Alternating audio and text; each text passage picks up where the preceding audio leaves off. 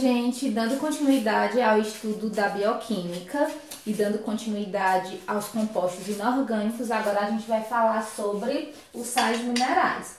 Então, a gente vai falar dos principais sais minerais, que são aqueles que são cobrados no Enem, tá bom? Primeiro a gente vai falar sobre a forma como esses sais minerais são encontrados no nosso organismo.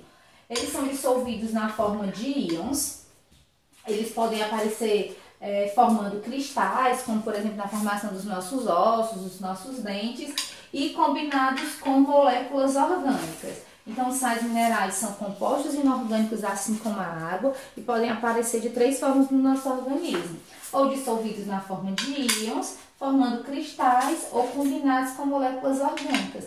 Aproveita e já faz um print para você fazer as anotações no seu caderno. Os sais minerais, eles têm três funções no nosso organismo. Uma delas é ativadores enzimáticos, são cofatores. O que é que isso significa? Que eles vão ajudar em alguma função. E eles vão ajudar a proteínas enzimáticas. Vão ajudar proteínas enzimáticas a acelerar os seus processos, os processos biológicos. Então, sais minerais, claro que não são todos, né? Cada um tem uma função específica. Controla o pH do nosso organismo. Cada parte do nosso organismo tem um pH específico, que ele vai variar entre neutro, básico e ácido. E cada parte do nosso organismo tem um pH específico que é para poder ativar as enzimas para que o metabolismo possa acontecer de forma correta. E ajuda também no equilíbrio hídrico. Existem sais minerais que vão ajudar na entrada e saída de água dentro das nossas células e, consequentemente, ajudar no bom funcionamento do nosso organismo, certo? Então, são essas três funções: ativadores enzimáticos, que são os cofatores, controlam o pH e ajudam no equilíbrio hídrico.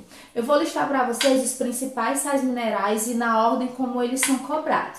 Ok? Eu vou listar os principais sais minerais. Os 4 primeiros são os que mais caem no Enem.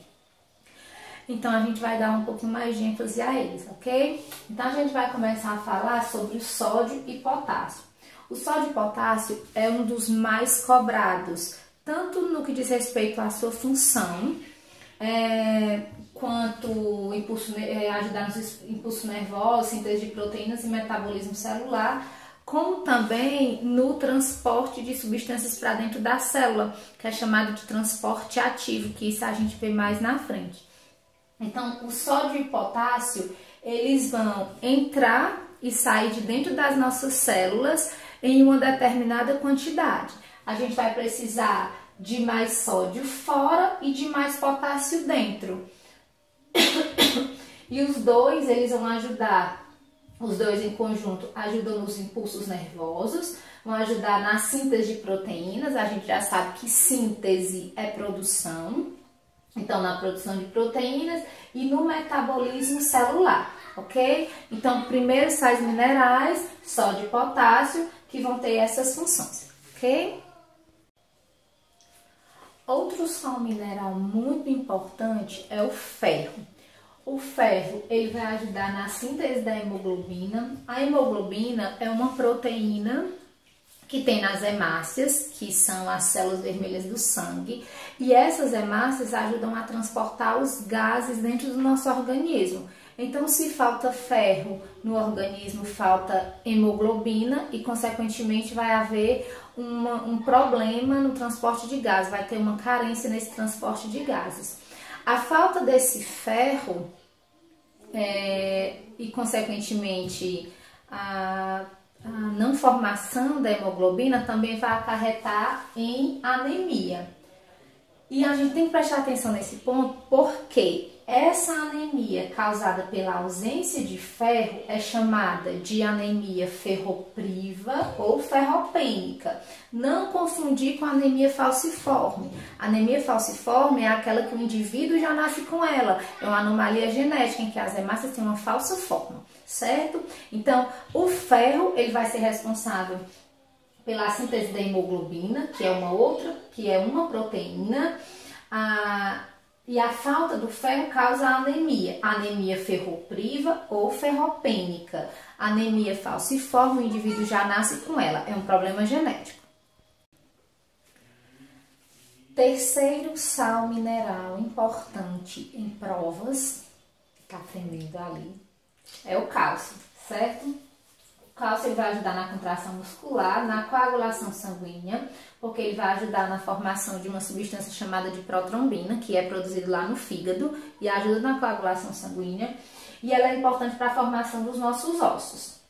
O que é mais cobrado nas avaliações é essa função, certo?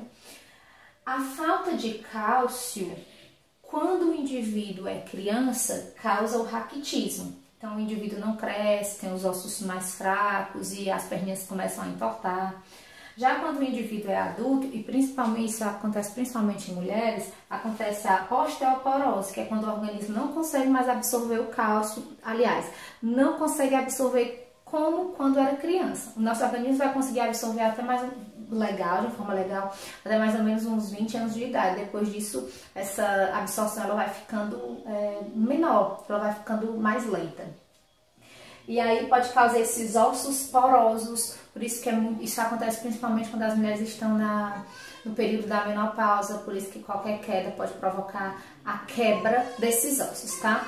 Existe uma vitamina que vai ajudar, que ajuda na absorção do cálcio, que é chamada de calciferol e é mais conhecida como vitamina D, e ela é ativada pelos raios solares, por isso que quando a pessoa fica exposta ao sol, diz assim, estou tomando vitamina D, por conta disso, ok? Então o cálcio ele vai ajudar na contração muscular, coagulação sanguínea e na formação dos ossos. Falta de cálcio quando criança causa raquitismo e quando adulto, principalmente em mulheres, causa a osteoporose. Bom, e o quarto sal mineral mais cobrado é o iodo. O iodo ele vai ajudar no bom funcionamento da tireoide, que é uma glândula que fica no nosso pescoço, e essa tireoide é responsável pelo nosso metabolismo. Ela vai produzir hormônios T3 e T4, que são responsáveis pelo nosso crescimento e, consequentemente, nosso metabolismo. Existem pessoas que têm um metabolismo muito acelerado, é chamado de hipertireoidismo. E tem pessoas que têm o metabolismo desacelerado, quer dizer, mais devagar. Então a gente chama isso de hipotireoidismo. Geralmente, raramente no hipotireoidismo há um papo, há um inchaço que forma um papo. Às vezes a pessoa tem hipotireoidismo e acha que é uma papeira, mas em muitos casos a pessoa tem o metabolismo mais lento e esse inchaço não acontece.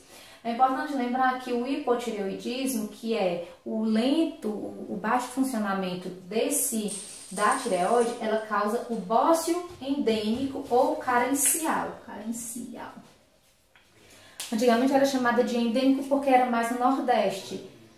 E a nomenclatura correta é bócio carencial. Bem rapidinho. Antigamente, assim, onde é que a gente pode encontrar o iodo? Em frutos do mar, em peixes. E no interior do Nordeste não tem mar. E são peixes de água salgada, então não tem mar, e aí dificultava mais. Então, o que o Ministério da Saúde propôs, e hoje é lei, né? Que a água seja adicionada de iodo, porque é barato, né? Vai chegar na casa de todo mundo essa água já tratada e todo mundo vai ter acesso ao iodo, sem precisar ter acesso a esses alimentos que são esses frutos do mar. Então hoje é adicionado na água para que todo mundo possa ter acesso, ok? Próximos sais minerais. Gente, esses sais minerais eles não são tão cobrados, mas é importante que a gente tenha pelo menos uma noção. E aí eu só vou falar bem rápido sobre eles, ok? Então o fósforo ele ajuda na formação de ATP, DNA, RNA e fosfolipídio, a gente fala mais na frente sobre isso. O nitrogênio, formação de ATP, DNA, RNA e proteína. O flúor na formação do esmalte dentário, o magnésio na formação de clorofila, que é um dos fatores responsáveis pela fotossíntese, E o cloro, a formação do ácido clorídrico, que vai ajudar, que é composto, aliás, que vai compor o suco gástrico que está lá no nosso estômago, ok? Então, esse é o estudo dos sais minerais, os 4 primeiros, que é, aliás, 5, né? Sódio e potássio, o cálcio, o iodo e o ferro são os principais, ok? Eu espero ter ajudado. Qualquer dúvida é só entrar em contato.